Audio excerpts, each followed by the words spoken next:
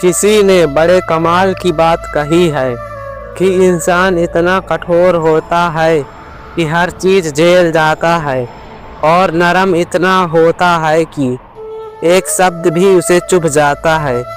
एक छोटी सी कहानी है पर सीख बहुत बड़ी है। एक राजा जिसकी 3 राजकुमारियां थीं, उन्होंने तीनों राजकुमारियों को गुरुकुल में पढ़ने के लिए भेजा। गुरु जी के पास वहां पर रह कर के उन्होंने विद्या ग्रहण की।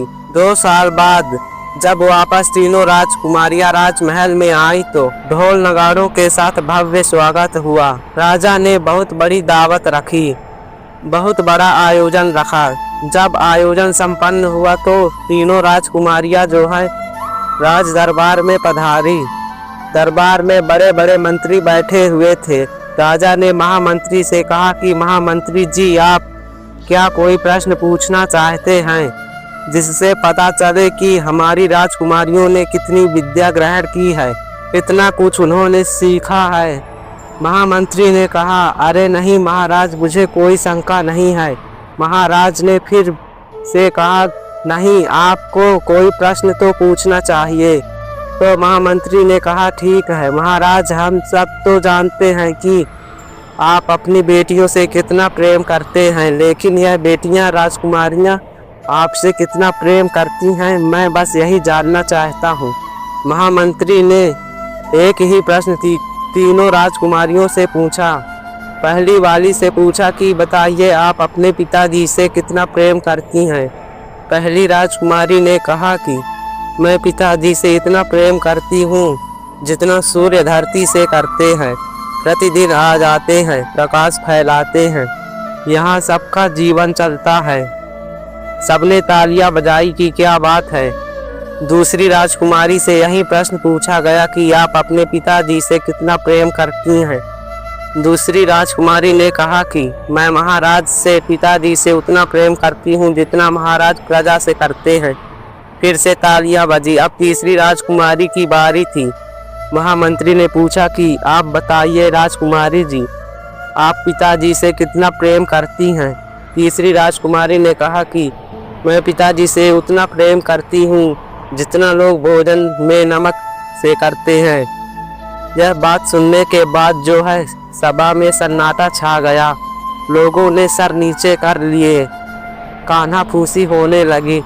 लोग धीमे धीमे हंसने लगे कि यह क्या जवाब हुआ। महाराज भी चुप हो गए कि यह क्या हुआ।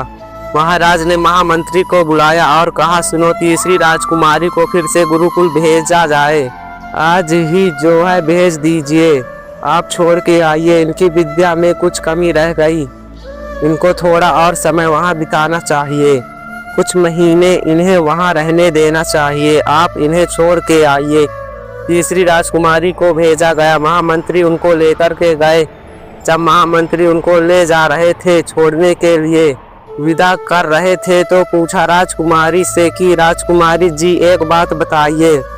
आपका उत्तर तो सबसे सुंदर था, फिर महाराज ऐसा क्यों कर रहे हैं। तो तीसरी राजकुमारी जो थी वह कहने लगी कि पिताजी की कोई गलती नहीं है, दुनिया का ही दस्तूर है। यहाँ अगर जो लोगों को पसंद नहीं है उससे हटकर कोई बात कह दो, कुछ अलग बात कह दो तो लोगों को समझ ही नहीं आती। लोग हंसी उड़ाने लगते हैं। पिताजी का कोई दोष नहीं है। महामंत्री बात समझ गए, वापस आए महामंत्री महल में और सीधे गए रसोई में। जाकर के जो हलवाई थे उनसे कहा कि सुनो, आज शाम के भोजन में नमक मत डालना। शाम में जब महाराज के सामने भोजन का थाल पहुंचा तो सब्जी में नमक नहीं था।